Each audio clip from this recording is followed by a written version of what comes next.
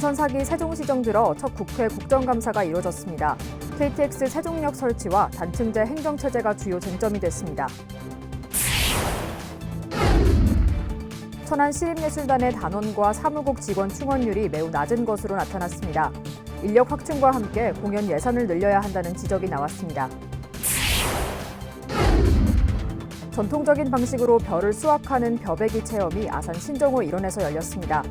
시는 이를 시작으로 내년부터 신정호 일원에 에코 농파크를 조성하고 농업과 관련된 축제로 확대할 계획입니다. 세종시 BRT 역세권과 금강수변 상가에 대한 허용 용도가 대폭 완화됩니다. 충남 산림자원연구소는 이달 말까지 산림 내 불법 행위에 대한 집중 단속을 벌입니다.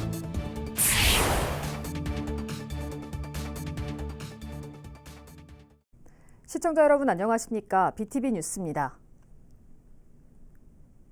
민선 사기 세종시정 들어 첫 국회 국정감사가 이뤄졌습니다. 여당 소속 시장을 상대로 한 여야 국회의원들의 질의는 사뭇 다른 분위기를 연출했는데요. 세종시의 경우 KTX 세종역 설치와 단층제 행정체제가 주요 쟁점이 됐습니다. 김우순 기자의 보도입니다. 야당 의원들의 지각으로 여당 의원들의 질의부터 시작된 대전과 세종시 국정감사. 취임 축하 인사 등으로 시작은 화기애애했습니다. 이날 세종시의 쟁점은 KTX 세종역 설치와 전국 유일 단층제 행정체제에 집중됐습니다. 국민의힘 박성민 의원은 세종이 명실공히 행정수도로 자리 잡았는데 KTX역 하나 없는 것은 말도 안 되는 이야기라며 이를 반대하는 충북도와의 조속한 협의가 필요하다고 강조했습니다. 충북도 살고 세종도 살고 오송역도 살고 세종역도 산다면은 이건 서로 윈윈할 수 있는 길이 분명하게 있는데도 불구하고 협의가 안 된다는 것은 서로 아직까지 제대로 심도 있는 논의를 하지 않았다 이렇게 보는데 앞으로 꼭 심도 있는 논의를 좀 해주시기 바랍니다. 국민의힘 김웅 의원은 단층제에 따른 불이익을 지적했습니다. 조직 운영의 자율성이 보장되지 않고 있는 것은 물론 보통교부세 산정면에서도 불이익을 받고 있다며 정부와 국회 차원의 대책 마련이 필요하다고 세종시를 지원 사격했습니다. 세종시하고 제주시를 비교해보면 보통 교부세가 18배 차이가 납니다. 그렇습니다. 그리고 인구가 가장 유사하다고 할 수 있는 원주시. 원주시는 보통 교부세가 4,237억 원을 받고 있는데 세종시가 679억 원 받고 있더라고요. 특히 이런 교부세 문제는 어떻게 해결해야 될 것 같은지. 그러나 오후 들어 야당 의원들이 참석하면서 분위기는 달라졌습니다. 민주당 송재호 의원은 행정수도 세종이란 브랜드를 버리고 미래전략수도 세종이란 브랜드로 바꾼 것이 전임 시장을 지우려는 의도가 아니냐고 따져보는 뒤 KTX역 세종역 설치도 충북도의 입장을 헤아릴 필요가 있다며 부정적인 입장을 드러냈습니다. 그것을 대안적으로 검토하는 게 정책적 타당성도 높아 보이고 충청북도가 가지고 있는 균형 발전에 대한 상실감도 이웃 형제로서 좀 고려도 해야 되고 이런 부분도 좀 심도 있게 해야 되지 않을까 그런 생각을 합니다. 또 민주당 이해식 의원은 최민호 시장 취임을 전후해 최근 넉 달 동안 3명의 시청 공무원이 극단적 선택을 한 것에 대한 대책 마련을 주문하기도 했습니다. 4달 사이에 3명이나 자살을 했습니다. 맞습니까? 우리 시장님 당선된 이유인데 업무가 과중해서 그리고 또 조직 내 적응을 잘 하지 못해서 그런 것 같은데. 최민호 시장은 이날 제기된 단층제 문제 해결 등을 위해 정부와 국회 차원의 행재정적 특례를 요청하기도 했습니다. 멈추지 않는 추진 동력을 확보하기 위해서는 조직 운영의 자율성 확대와 재정 특례 기간 연장 등 행정과 재정 분야의 특례가 조속히 확정되어야 한다고 생각합니다. 한편 이날 국감은 민주당 의원들이 검찰의 당사 압수수색 시도에 반발해 보이콧을 선언했다 다시 복귀를 결정하는 과정에서 30분가량 늦게 시작됐고 여당 의원들의 문제 제기에 위원장이 공개 사과한 후에야 시작되는 파행을 겪었습니다. 오늘 약속한 10시 정시에 국정감사가 실시되지 못한 점에 대해서 거듭 위원회를 대표해서 죄송하다는 말씀을 드리면서 BTV 뉴스 김우순입니다. 천안 시립예술단의 단원과 사무국 직원 충원율이 매우 낮은 것으로 나타났습니다. 인력 확충과 함께 공연 예산을 늘려야 한다는 지적이 나왔습니다. 장애인 일자리 사업에 대한 의견도 제기됐습니다. 손용환 기자의 보도입니다. 천안시립예술단은 교향악단과 합창단, 무용단 등 모두 5개 단체 154명이 단원으로 활동하고 있습니다. 예술단의 정원은 260명인데 충원율이 약 60%밖에 되지 않는 겁니다. 예술단의 행재정적 업무를 담당하는 사무국은 정원이 10명인데 겨우 2명에 불과합니다. 부족한 인력은 객원 단원을 통해 메우고 있지만 공연의 질이 떨어질 수밖에 없다는 지적입니다. 충원율이 낮으면 불가피하게 객원 공연자들을 섭외하는 경우가 발생하고 이런 경우 공연의 횟수와 질이 떨어질 수 있다고 생각을 합니다. 예술단 전체 예산 가운데 공연비를 포함한 운영비가 타 자치단체보다 현저히 낮다는 지적도 나왔습니다. 실제로 인구가 비슷한 충북 청주시와 전북 전주시는 천안시와 큰 차이를 보였습니다. 주민들이 이제 즐기고 볼 수 있는 거리 축제 행사는 또 많이 할 수 있습니다. 그러나 예술단과 관련해서 의원님께서 조금 이렇게 부족하다는 말씀에 저 동의하고요. 그런 부분은 좀 보완해서.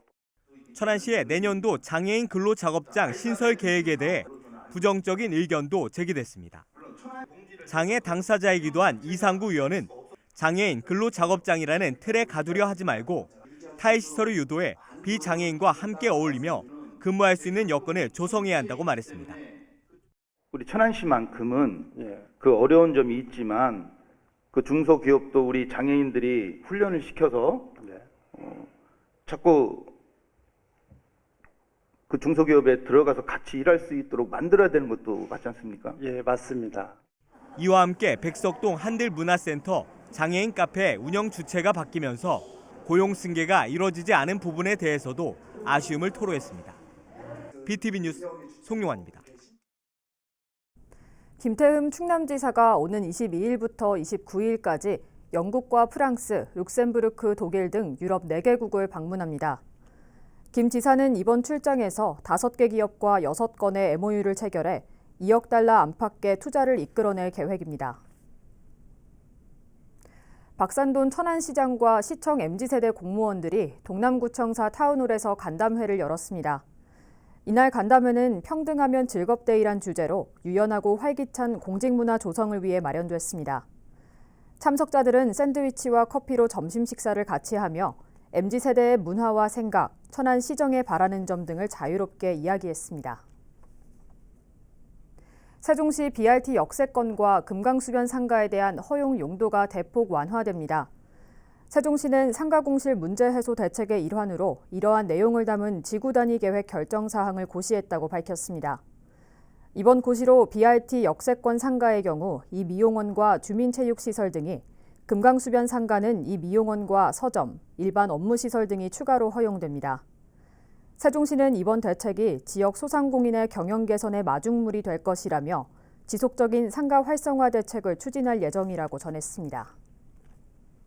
전통적인 방식으로 벼를 수확하는 벼베기 체험이 아산 신정호 일원에서 열렸습니다.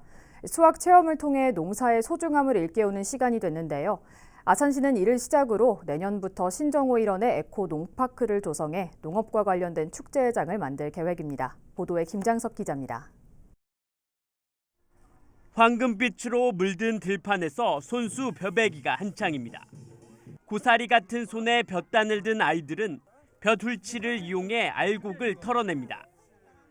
다른 한쪽에서는 아이들이 전통적인 방법인 떡매치기를 통해 노란 고무를 묻힌 인절미 만들기에 푹 빠졌습니다.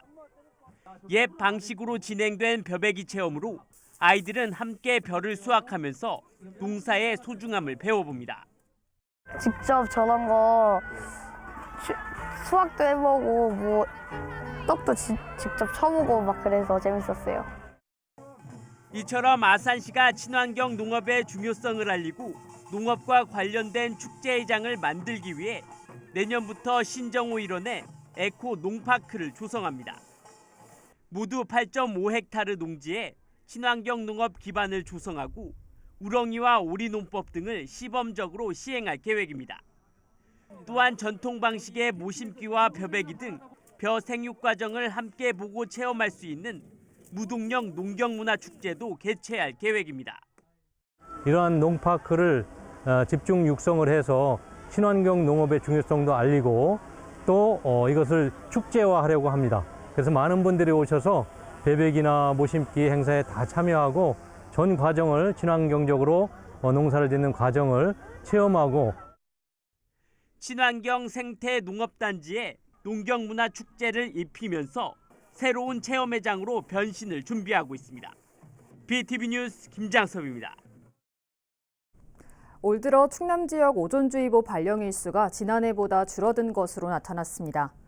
도보건환경연구원에 따르면 올해 4월부터 10월까지 오존주의보 발령 일수는 17일로 지난해 같은 기간 24일보다 7일 감소했습니다.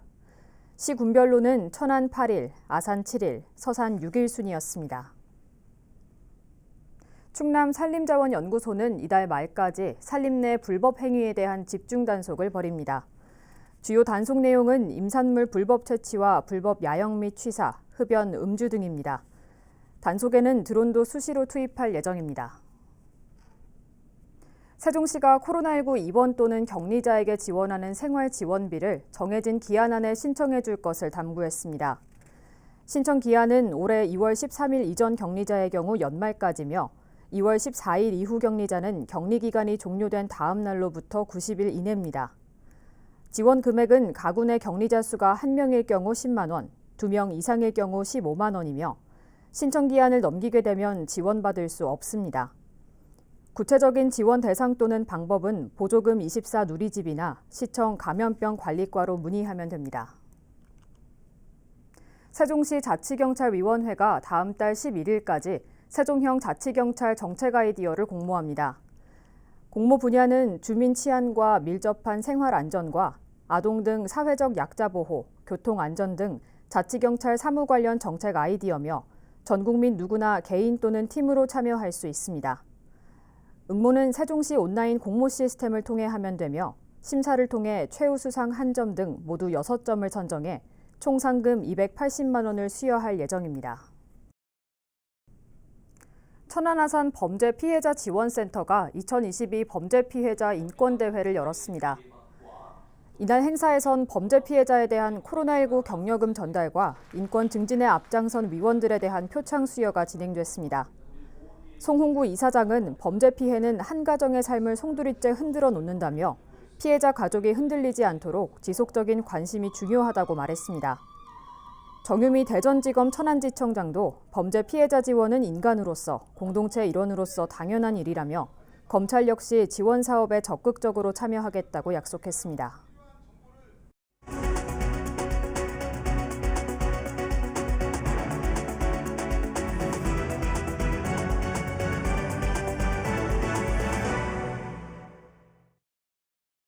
동료의원 성추행 의혹을 받고 있는 상병헌 세종시 의장에 대한 불신임안의 본회의 상정이 조금 미뤄지게 됐습니다. 그러나 의회 안팎에선 상 의장의 사퇴를 촉구하는 목소리가 계속해서 나오고 있습니다. 김우순 기자의 보도입니다. 제78회 정례회를 마무리하는 세종시의회 본회의장. 국민의힘 소속 시의원들은 당초 이날 본회의에서 동료의원 성추행 의혹을 받고 있는 상병헌 의장에 대한 불신임 결의안 상정을 요청할 예정이었습니다. 그러나 여야 정쟁으로 민생이 뒷전으로 밀려선 안 된다는 시민사회단체 등의 지적에 이를 잠시 미뤘습니다. 다음 달 열리는 정례회에서 다시 논의하겠다는 겁니다. 이제 파행으로 갈 수도 있는 상황이라 그거는 이번에 상정하지 않고요. 어쨌든 세종 시민의 뜻을 생각을 해서 그거를 11월로 옮기기로 이렇게 결정을 받습니다. 그러나 상 의장이 자신을 포옹하며 입맞춤했던 추가 폭로와 관련한 고소고발은 별도로 진행될 예정이라고 덧붙였습니다. 안에서 본회의가 열리고 있는 시각, 의회 밖에선 상 의장의 사퇴를 촉구하는 지역 학부모 단체의 집회가 열렸습니다. 학교 현장에선 아무리 장난이어도 상대방이 싫어하면 사과하고 그에 따른 처벌을 받아야 한다고 배운다며 상 의장의 사과와 사퇴를 촉구했습니다. 저희가 학부모연대 대표로서 정말 이거는 있을 수 없는 일이다. 그리고 이거는 사실은 이거를 인정해야 하고 그리고 사과해야 하고 그에 따른 또 책임을 져야 됩니다. 그래서 저희는 상 의원의 사퇴를 요구하는 바입니다. 의회 내 다수당을 차지하고 있는 민주당 소속 시의원들은 당 윤리심판원과 법적 조사를 통해 사실관계가 밝혀지면 그에 따른 엄중한 책임을 묻겠다는 입장을 밝힌 상황. 결국 경찰 수사 결과와 민주당 중앙당의 결정에 상의장의 거취가 좌우될 것으로 보입니다. BTV 뉴스 김우순입니다. 불편한 진출입로 등의 이유로 아산 배방 환승센터 안으로 버스가 진입하지 않으면서 승객의 승하차가 도로에서 이루어지고 있는데요. 여기에 환승센터 안을 운송 차량과 일반 차량이 점령하면서 개선이 필요하다는 목소리가 나오고 있습니다. 보도에 김장섭 기자입니다. 지난 2018년 10월 준공된 배방 환승센터. 대부분 경유지인데다 불편한 진출입로 등을 이유로 시외 고속버스는 물론 대부분의 시내버스가 진입하지 않습니다. 이곳 배방 환승센터를 이용하는 버스는 전체 16개 노선 가운데 5개 노선에 불과합니다. 이렇다 보니 승하차도 환승센터가 아닌 인근 정류장에서 이루어지고 있는 상황. 버스가 들어오지 않는 환승센터는 운송 차량과 일반 차량이 점령했습니다. 이 같은 문제는 아산시 의회 현장 방문에서도 지적됐습니다. 지금은 환승이라는 개념보다는 정차의 개념으로 가지고 있고요. 우리 이춘호 의원님께서 말씀하신 것처럼 주차장으로만 활용이 지금 되고 있어요. 이춘호 시의원은 현재 환승센터의 실용성이 떨어진다며 공간 활용을 높이기 위해 위치 이전이나 통합 등 다각적인 방안을 모색해야 한다고 집행부에 요청했습니다. 배방역 근처로 혹시 가능하면 이전을 해서 수도권 전철과 연계시키는 방법도 어떻게 보면 타당성이 있다는 생각이 들거든요. 그 전문가들하고 한번 협의 한번 해보셔가지고 그쪽으로 이동을 시키는 방법, 서부휴게소하고 여기를 같이 통합 운영하는 방법 한 곳으로 그런 방법 등에 대해서 좀 심도 있게 좀 논의를 한번 해봤으면 좋겠습니다. 이에 대해 아산시는 배방 탕정 지역 도시개발에 따라 대중교통 노선 확대가 필요한 만큼 배방 환승센터를 이용하는 시민이 많아질 것으로 예상된다며 불편한 진출입로와 주차 등 지적된 문제에 대해 내년에 진행하는 용역의 결과를 토대로 배방 환승센터가 제 역할을 할 수 있도록 개선하겠다고 답변했습니다. 내년도에 저희가 그 대중교통 전반에 대한 기본 용역을 줄 예정입니다. 그래서 그때 이쪽 그 환승센터 부분도 같이 용역에 반영을 해서 활용 방안하고 그 이용 부분에 대한 용역을 좀 받도록 이렇게 하겠습니다. 복합 환승센터 건립에 사용된 예산만 37억 원. 제 역할을 할 수 있도록 활용 방안에 대한 고민이 시급합니다. BTV 뉴스 김장섭입니다. 윤석열 대통령의 공약 사업인 GTX 신호선의 천안 연장에 대한 관심이 높은데요. 최근 천안시가 실시한 자체 용역에서 경제성이 충분하다는 결과가 나왔습니다. 송용환 기자의 보도입니다. 수도권 광역 급행열차 GTX-C 노선의 천안 연장은 윤석열 대통령이 후보 시절 내건 공약 사업입니다. 경기도 양주시 덕정에서 수원에 있는 게 기본 계획인데 여기에 평택과 천안까지 노선을 연장하자는 겁니다. 이 노선이 연장되면 천안 원도심에서 서울 강남권까지 1시간 이내에 진입이 가능해집니다. 또 천안 역세권 도시개발과 재개발이 촉진돼 정부의 수도권의 주택 공급 물량 확보 계획에도 부합할 것으로 기대하고 있습니다. 이런 가운데 천안시가 추진한 자체 용역에서 노선 연장이 경제성이 충분하다는 결과가 나왔습니다. 구체적인 수치를 밝히긴 어렵지만 비용 대비 편의값이 1.0을 넘은 것으로 나타났습니다. 연장 구간은 기존 경부선 철도를 활용하는 만큼 사업비가 크게 들지 않기 때문인 것으로 분석됩니다. 우리 시 자체적 용역을 지금 수행했는데 최종 보고를 해보니 1 이상이 나왔습니다. 그래서 용역 결과를 토대로 국토교통부와 인근 지자체와의 협의를 진행해서 대통령 공약인 GTX-C 천안 연장이 차질 없이 진행되도록 노력하겠습니다. 이와 함께 충남도는 최근 국토교통부에 GTX-C 노선을 천안을 넘어 아산까지 연장해달라는 건의서를 제출했습니다. 건의서에 따르면 기본계획 사업비는 4조 3,857억 원인데 천안 아산 연장에는 1,160억 원이 추가로 소요됩니다. BTV 뉴스 송용환입니다. 아산시가 다음 달 11일까지 대학생 학자금 대출이자 지원 신청을 받습니다. 대상은 아산시에 주민등록이 돼 있거나 직계 존속이 1년 이상 아산시에 주민등록이 되어 있는 학생입니다. 대상자로 선정되면 2016년 2학기부터 한국장학재단에서 받은 학자금 대출에 올해 발생한 대출이자가 지원됩니다. 신청은 아산시청 누리집에서 할 수 있으며 자세한 내용은 아산시 미래장학회로 문의하면 됩니다. 주로 영유아에서 발생하는 급성 호흡기 감염증인 사람 메타뉴모바이러스 검출률이 증가 추세에 있어 주의가 필요합니다. 세종시 보건환경연구원에 따르면 지난 8월 관내 최초 발생 이후 10월 둘째 주 현재 검출률이 32%를 보이고 있으며 이는 지난달 평균 검출률인 19%와 비교해 13%포인트 증가한 수치입니다. 이 바이러스는 주로 봄과 여름에 유행했지만 올해는 가을철부터 발생이 증가하는 추세로 이는 코로나19 사회적 거리두기 완화에 따른 것으로 연구원은 추정했습니다. 한편 이 바이러스는 호흡기 비말이나 감염자 분비물에 오염된 물건을 통해 전파되며 주요 증상은 발열과 기침, 가래 등이 있고 심한 경우 기관지염이나 폐렴으로 진행될 수 있어 각별한 주의가 필요합니다. 내년 시즌 K2 리그 입성을 앞둔 천안시 축구단이 K3 리그에서 2경기를 남겨두고 있습니다. 유종의 미를 거두기 위해 최선을 다하고 있는 선수들의 훈련 현장 송용환 기자가 다녀왔습니다. 세미프로리그인 K3에 소속된 천안시 축구단. 내년부터는 프로인 K2 리그에서 뛰게 됩니다. 한국 프로축구연맹 총회에 승인을 남겨두고 있지만 K2 리그 합류는 사실상 확정됐습니다. 올 시즌 남은 경기는 오는 20일과 29일 천안 축구센터에서 열리는 홈 2경기. K3 리그에서의 마지막 경기인 만큼 유종의 미를 거두기 위해 구슬땀을 흘리고 있습니다. 내년에 K2 올라가야 되기 때문에 좀 더 경쟁력을 갖추기 위해서 좀 더 많은 준비를 하고 있는 것 같아요. 코칭 스텝이나 아니면 선수들이나 다 같이 한마음 한뜻으로 잘 준비하고 있습니다. 지난 8월 초 김태형 감독이 경질되면서 분위기가 어수선하지 않을까 우려됐지만 팀 성적이 반등하면서 이러한 우려를 불식시켰습니다. 실제로 최근 리그에선 7경기 연속 무패 행진을 이어가고 있고 얼마 전 전국체전에선 홈팀 울산의 승부차기 끝에 아쉽게 패해 준우승을 차지했습니다.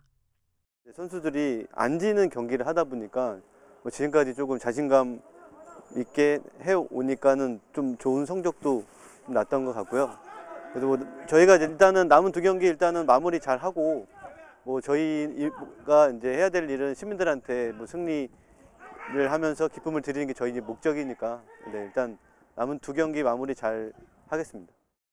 천안시 축구단은 남은 홈 2연전을 천안 시민의 날로 정하고 천안 시민회 안에 무료 입장 이벤트를 개최합니다. BTV 뉴스 송용환입니다. 이상으로 BTV 뉴스를 마칩니다. 시청해주신 여러분 고맙습니다.